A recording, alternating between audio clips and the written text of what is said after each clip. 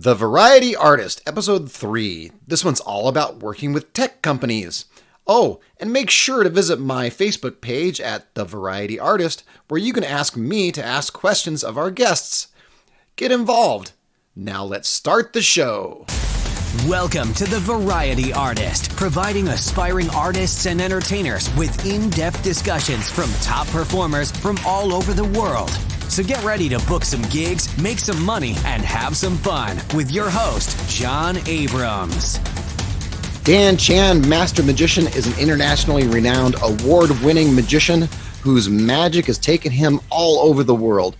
Based in the San Francisco area, Dan is regarded as the nation's top corporate magician and performs at events for thought leaders and influencers worldwide. In addition to entertaining at many of the world's most influential events, BuzzFeed recently did a full-feature article on Dan Chan, naming him Silicon Valley's favorite magician. He has performed at consulate affairs, on exclusive private yachts, at countless corporate events and trade shows in Las Vegas, Germany, Washington, D.C., Shanghai, and Japan. Executives from Google have hired him over 25 times. He even entertained for 187 billionaires, not millionaires, but billionaires, at Allen & Company's annual gathering. Most recently, he performed for professional basketball player Draymond Green's son's first birthday party and even a 6-year-old birthday party where the family reportedly spent over $200,000. An epic birthday party bash. Variety Artists, I give you Master Magician Dan Chan. Thank you, John, for having me on your podcast. You're very welcome. Thank you for taking the time out of your busy schedule to join me today. Now, I went over a lot of the business stuff. Tell me a little bit about your personal life. Yeah, prior to becoming a magician, I was a lifeguard, sailing instructor, and windsurfing instructor. I worked at Snow Summit, Santa Monica YMCA, Camp Big Bear, Campus by the Sea, Goat Arrow Camp. These were all summer jobs. And I also worked at PayPal pre-IPO. Wait, back to the lifeguard thing. Were you a competitive swimmer? I was. So was I. That's awesome. Yeah, I was a competitive swimmer here in Southern California. Swam for a team called Peninsula Aquatics and was in the top 10 in the nation as a teenager. We will have to get together one day. I'd love to go scuba diving or spearfishing with you. Occasionally go scuba diving and spearfishing. I love that. So where did the sailing come from? There was a guy named Rich who was a mentor. I took a job as a lifeguard, and what ended up happening was he asked me if I was willing to learn how to sail. I didn't know how to do anything. He taught me how to sail within a week or two. We were off and running. Oh. Santa Monica YMCA Camp Big Bear. That was my first lifeguarding job. And I got to give a shout out to Monica, who was my lifeguarding instructor, who set me up with that job. Fun. Now, what about your family? I know that your wife has the best job in the world, right? Which job? The one, I remember talking to you before, something about tasting food or going to restaurants and writing about it. Yeah, she is both an Amazon reviewer, where she gets a lot of free products, treadmills, printers, and she's also I Spy reviewer, so she gets to go to restaurants for free, and she has to pretty much write a 2-hour or 3-hour review, and she spends a lot of time doing that. On top of that, she's a balloon artist, so she's one of the best balloon artists you'll see out there. She's made life-size balloon sculptures for Pinterest, where we made the Pinterest logo. I think that took her 8 hours. We also made something about from Reddit. Would you rather fight a life-size duck or 100 duck-sized horses or something? And we did. Actually, she did a life-size balloon at the Reddit headquarters, which got viral. I also looked on, when I was watching your Facebook, you post videos of your son. How old is he? He's 10 years old now. And those videos, tell us about what's going on there. We're just trying to make sure that he has a decent career starting off. For those of you that don't know out there, Dan's son that is 10 years old is the most amazing 10-year-old magician you will ever see in your life. Dan posts videos of him at malls blowing people's minds and such, and he's 10 years old. It's crazy. Did you see the video of him juggling fire? No. So he is juggling 3 torches now, juggling 5 balls, and he has learned one of my several of my signature routines, including the Bob Kohler 3-shell routine, which is one of the best routines you can ever do.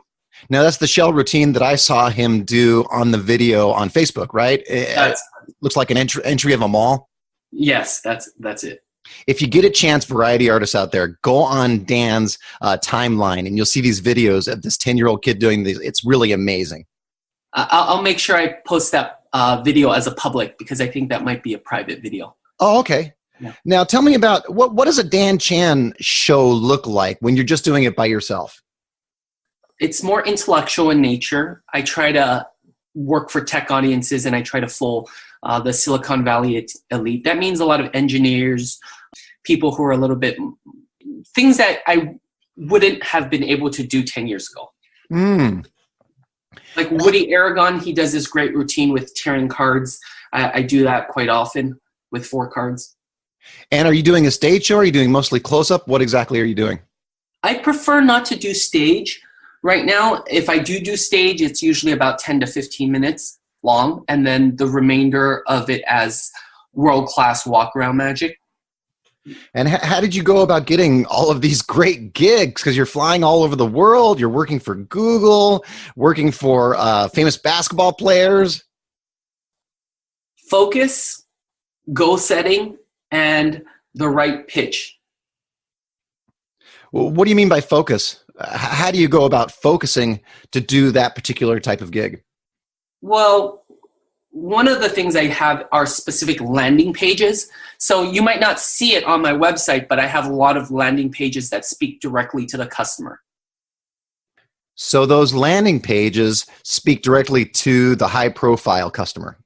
Both the high-profile customers and specific markets. I'll have landing pages for colleges. I'll have a specific landing page for birthday parties, libraries, school shows. So it shows specific videos that would compel them to book me. So you have specific individual landing pages for each market? That's correct. Oh, neat.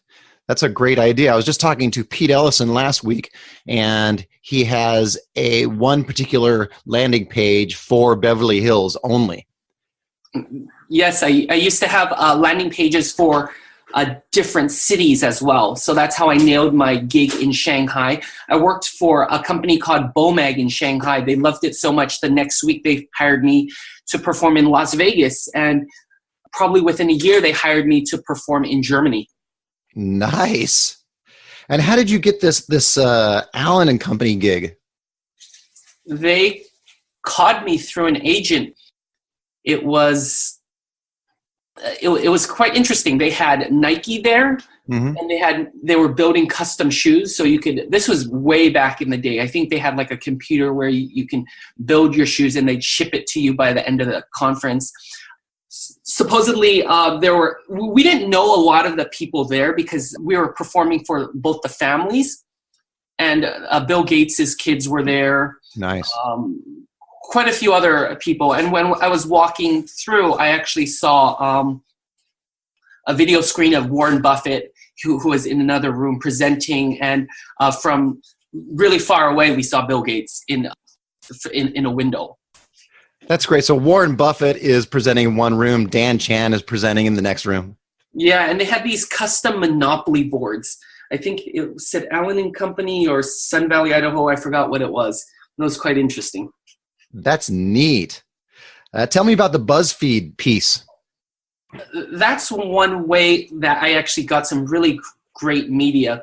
The BuzzFeed video got 19,000 views in 3 days. Oh. And I emailed a BuzzFeed reporter, but I emailed them something very specific. He wrote about a company called Palantir. Mm-hmm. He was quite interested in that company, so I emailed him saying, I performed for Google, Intel, Oracle, IBM, and Yahoo, and Palantir. And I left that at the end, and I said I recently performed for them. and he immediately got back to me. So I was like, that was a buzzword. So you're sending out an individual email specifically to BuzzFeed, specifically to one person. Yes. That's great. I know a lot of us send mass mailings to mass groups of people to get mass amounts of work, as opposed to what you're doing, which seems smart, sending one email to a VIP to get yourself mass quantities of promotion. Yeah, and I didn't do it really directly. I actually did it kind of indirectly. I told him something like, would you like to crash some Silicon Valley parties and talk about the high-tech scene? Because I knew it was more a tech reporter. So I offered to bring him into one event as my sound person. And I just said, you learn how to do 3 or 4 sound cues and you can crash an event with me. And he was okay with it. So did he? He went crash an event with you and did your sound? He did my sound, and he actually helped me do some iPhone magic as well. Oh, now the iPhone magic thing, that's really taken off. Tell me about that. I really thought about a lot of the clients that I work with, like Apple and Google, and I wanted to do things with the Spectator cell phone. Mm-hmm. So I do a lot of magic with the Spectator cell phones that can be done with ordinary cell phones, and there's no apps. That is amazing. I've seen your videos on the cell phone magic, and it's terrific, and especially for the market that you're doing. It really fits that market, right? Absolutely. It's a lot of fun, and it's something that not a lot of people are doing, but in the Silicon Valley especially, that's one of the big booking points that I use as a part of my sales script. Sure, and I won't even ask how anything's done, but as the iPhones change, iPhone 4, 5, 6, can you still do those on the new versions? Absolutely. I find out things that are just universal, that work with not just iPhones, but any smartphone. That's very smart. So what you've done is figured out what your market is and arranged your magic, your performance for that particular market. Yeah, and saying no to a lot of things. When I first started saying no to kids' birthday parties, that just opened up a lot of doors because I didn't have to change characters from, a guy who's silly. When I was young, the silly magician, cheesy jokes really worked well. But just changing from one character to another character, it's hard to keep that consistent. Right.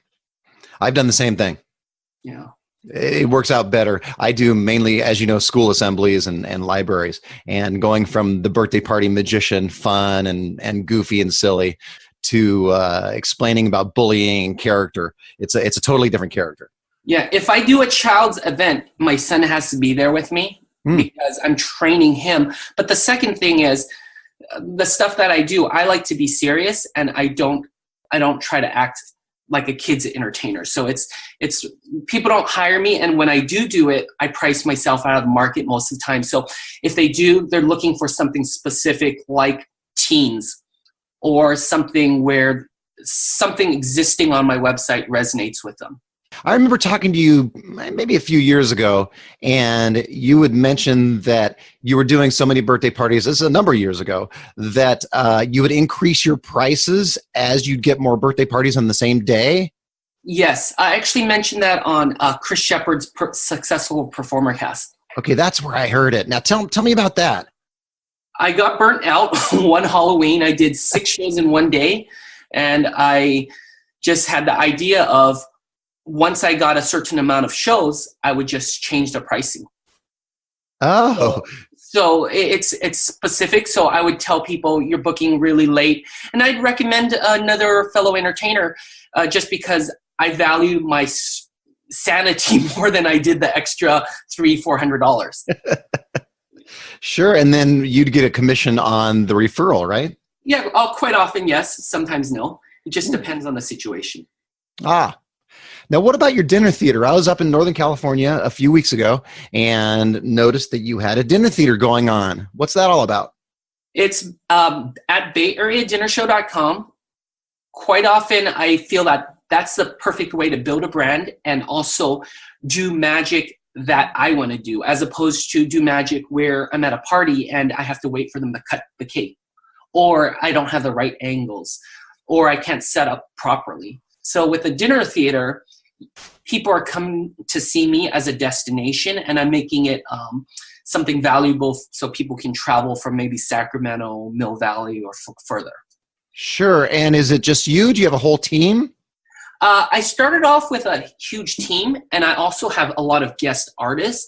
But right now, I'm just trying to make it a very intimate experience. And are you doing mostly close-up in that, or is it a stage show? Right now, it's a close-up show, but we've done shows for 100 plus.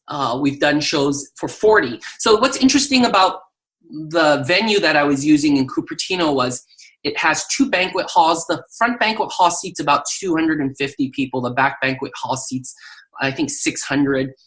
And it has 10 VIP rooms. So these are like closed doors rooms of various sizes. Right. So that's my Cupertino venue. And I have one in San Francisco that I'm using a little bit more now. All right. So when you're doing close-up for a group of 600 people, I'm assuming you're doing 10 at a time, one large table at a time. Is that how that works? Oh, now it's close-up, but previously we had different show formats. So I tried a lot of things. Fail and fail out fast is what the Silicon Valley motto is. So I've tried a lot of things. I used to do like a variety show format. I'll still pull that out once in a while when it's a major holiday and I know tickets are going to sell really well. But just to keep the quality there and to keep up with the demand and quality, I really liked keeping it a small close-up show. Gotcha. Now, you're also coaching folks to do this, right? Yeah, not so much now. I'm only focusing on one person right now, but in the past I was coaching. And I had quite a few entertainers. At one time I wanted to try coaching because of one of my mentors. And I ended up coaching a guy for a very short amount of time. And it was pretty amazing because I came up with a curriculum for them. I charged him $1,000 for the year to coach him. It was a deal, by the way. That was a deal. It actually took me a lot of time. And when I broke it down to the performer, I was telling him, at that time I was making, I think, $300 a show. So I said, I'm spending a lot of time with you and I hope you appreciate it. But I ended up probably spending 10 or 20 times as much work as I needed to relative to what I would have done if I just went out and did a show. Right. Yeah, so that was a lot of fun, and it was very interesting learning how to coach someone. Yeah, you do have to measure it out whether it's coaching or some other thing. This podcast, for example, you have to measure out and kind of weigh out: is it worth doing the coaching or the other thing, or is it more worthwhile doing shows? And if you're getting paid a lot for doing the shows, it's kind of tough to do something else. I just wanted to say I did that once. I knew it wasn't going to be worth it because the first person I coached he didn't have a lot of money. And for him, $1,000 was a very, very big stretch because at that time, I think he was the type of entertainer who was probably making, $100 to $150. And the performer that I worked with, I don't think he even did more than 20 shows. Oh, okay. So for him, I had a really good sales pitch, and it's one of the most amazing sales pitches that that I thought of. My friends say I can sell ice to Eskimos. Ice to Eskimos. Yeah. Well, do you have any good advice for folks that are traveling? I see, you've traveled to Las Vegas, Germany, Washington, D.C., all over the world. How did you get those gigs, and do you have some advice on the traveling itself? Because you're traveling with props and different things. Do you have a small group of props? I know I'm throwing 5 questions at once at you. My first gig in Japan, I really impressed the MCCS Iwakuni Japan. The U.S. Marine Corps, they hired me. And I gave them a really great valued package. And I did a lot of close-up for the guy who hired me. I went to the office. I went above and beyond. So that got me in the door, and they ended up hiring me 4 times total. But for me, it was just pitching them on the sales script, talking about how I would do fire juggling, and everyone could see it from really far. Because this festival that I did was called Friendship Day. I think they had hundreds of thousands of people passed through the military base, and it was open to all the Japanese. So that I had to pitch them on how big my act would play. So I did the standards: fire juggling, pickpocketing, and the floating table. And Gotcha. I mentioned that the floating table would play big, and that was pretty much how I got it. It was pretty much about like fire juggling. I kept the focus on those three things. And how did you travel with those props? It doesn't take a lot of space. Torches don't take a lot of space. Now I actually really like the commando act, which Jeff McBride talks about. Sure. So just to segue, I ended up having a horror story of doing a show after washing my car, but forgetting to load my car. So what did you do? So when I showed up to the event, I was like totally freaking out. And the show was actually spectacular. I didn't realize it would have ended up so good, but I told the client I would discount the show. And I totally regret that because it was one of the funniest shows ever. And I had to like do paper balls to the head, and I had to do use oranges or apples for juggling. And I got a deck of playing cards, and I did all these simple. They weren't simple. I did David Williamson's card to pocket, and a lot of things that I learned a long time ago that I could just come up with. Uh-huh. And my biggest regret was not telling the client that, just telling them afterwards and then discounting afterwards, because I felt that the show was so good that I did not need to discount the show. If you didn't tell him, he would have probably never known, right? I was freaking out. I was thinking, hey, I don't have this and this, and their guests did not know. Sure. Yeah, one time years ago, I was doing a no drug show, and I forgot my entire case that has all of my no drug props. So I arrive at the school at 8:00 in the morning, and at the time I was doing my show with my wife. She was running my sound. I realized that I had forgot all my no drug props, and it was a no drug show. It was a say no to drug show. So at 8:00 in the morning, I send her to the liquor store to buy a bottle of brandy that looks like a bottle of alcohol. I dump out the alcohol, of course, but at 8:00 in the morning, she's going to the liquor store buying a bottle of brandy and getting all sorts of different props and things from the liquor store, anything that I could put together a no drug show. It was crazy. And just like yours, it worked out fine. I didn't even need to say anything to the client. Yeah. So that's a lesson learned. Don't say anything till after the show. Yes, absolutely. What is one of your happy stories? What do you remember as one of your good stories? And I know we do millions of shows or hundreds of shows, and wonderful things happen, and we don't remember those. We only seem to remember the tough situations that we're in. But do you remember one or two good ones? There's a lot of improvisational moments that happen I wish were captured. There's countless. Some successes that I've had recently were performing for Draymond Green's son's first birthday party, and then also for the NBA on a separate occasion.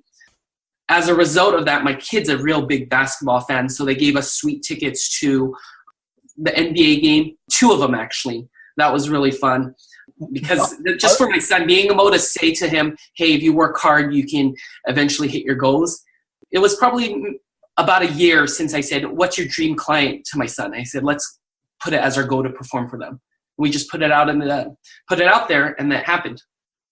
And that's how you performed for, what did you do for the NBA? We performed at a training center in Oakland. I think it's a secret training center where it was take your kids to work day for the NBA, for the Warriors. So all the marketing executives and all the basketball players took their kids to work. Oh. And you took your son. Did you take your son? Did he perform? Yeah, absolutely. We actually have a video of him showing Jordan Bell one of the effects. And he was actually trying to show us a magic trick. Oh, Jordan Bell was? Yeah. What was he trying to show you? I don't remember. We got it on video. It was a lot of fun. just like a simple layperson's trick he showed us. Now, give us some advice for the beginner, the guy who's just kind of starting out. What would you tell him? Go see as many live shows as possible. And go see Dan Chan's show, right? Absolutely, yes. You can get tickets at bayareadinnershow.com. bayareadinnershow.com. What about the tried and true professional, the guy that's been doing it for a long, long time? Script every day. Oh. Write it out. Even if you don't use the script, just continue to script every day. So writing every single day. Do you write every day? I try. I write marketing almost every day. And I'm also a writer on Quora. On what is that? On Quora. What is Quora? I've never heard of that. Quora.com, it's where a lot of thought leaders gather. So it's more like business people or but I've actually performed for Quora. So that actually made me a little bit more attached to it, but I've performed for a Quora group. They're just a venture. It's kind of like a questions site where you put questions up there. Now, did you get that gig before you were writing for them, or were you writing for them and that helped get you the gig? I actually was following someone and he posted something on Facebook and I went onto the site and he had one of the most brilliantly articulate writing styles that I've seen. So I ended up following him on Quora and many other influencers on Quora. So afterwards they called me and I was like, I have to do this gig. And they bought out my dinner show. They bought out one room of my dinner show one day. Oh, yeah. That's a deal. Is there good money in the dinner show as compared to performing privately? In the beginning, no. Still, I'm trying to figure that out. Occasionally, you'll hit some really big dinner shows that have made it worth it. I brought the group to the Plumed Horse. When I do private dinner shows during the holiday season, it's really profitable. But sometimes I'll actually show up and there'd be only 2 people and I'd still show up. Gotcha. I wouldn't cancel the show. I would just try new material. People can really tell that you're doing it for the love of it. So when there's 2 people, I actually get the best Yelp reviews because I can custom tailor a show for people. It's like a private show for them. Yeah, it's for me something that I can get some feedback on. It's hit or miss. I've made a lot with it, and there's a lot of times where I keep on throwing money back at it, and it's almost like gambling. But I have this long-term vision. There's that quote, or there's that question, what would you do for free?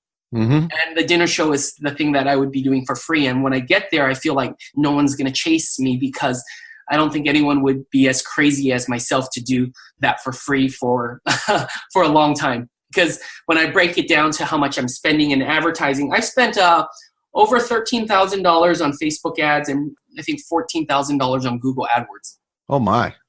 It's a project of passion. Absolutely. Well, give us one book recommendation and tell us why.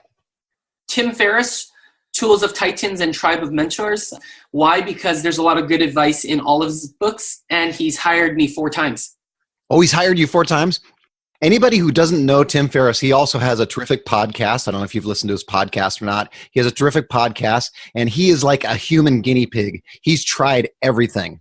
And he, for those of you that don't know, he, of course, wrote Tools of Titan and Tribe of Mentors, but he also wrote, most famously, The 4-Hour Work Week, right? Yeah, and it's funny because when that book launched, I was at the launch party. He hired me right when he was getting started. Yep. For the 4-Hour Work Week? I was at that launch party. I think it was at Broadway Studios in San Francisco. He's had 2 parties at Broadway Studios. I can't remember the other venues, but one was at a World War II ship where I met Paula Abdul, who was in the audience. I did Close-Up Magic for her. I remember Memory Expert Ed. I also remember Joshua Wozniak, who was the subject of Searching for Bobby Fischer. I think he played that, or he was you can just search Josh Wozniak. Okay. It was a lot of cool people. Eclectic bunch of people from all different backgrounds. Normally when you're doing a party for people, it's just all for one people of one company. Yes. So in his party, it was just like celebrities. It was agents. It was a fun group. Yeah. What a great person to do a show for. Because his tentacles, like you're saying, it isn't one particular group. It's a bunch of different people from all different walks of life, right? Yeah, absolutely. That must have been fascinating. I'll post one or two videos from there if I can find them shortly on my Facebook page, so you can take a look at that. All right. Thank you so much for joining me on the podcast today. I really appreciate all of your time. In fact, make sure to check out our show notes for Dan's interview at thevarietyartist.com. You'll see timestamps and references for everything Dan talked about. Thanks again, my friend. I appreciate it. Thank you, John. And to all my variety artists out there, go out and book those gigs, make some money, and have some fun. That's all for this episode of The Variety Artist, but your journey continues on our website.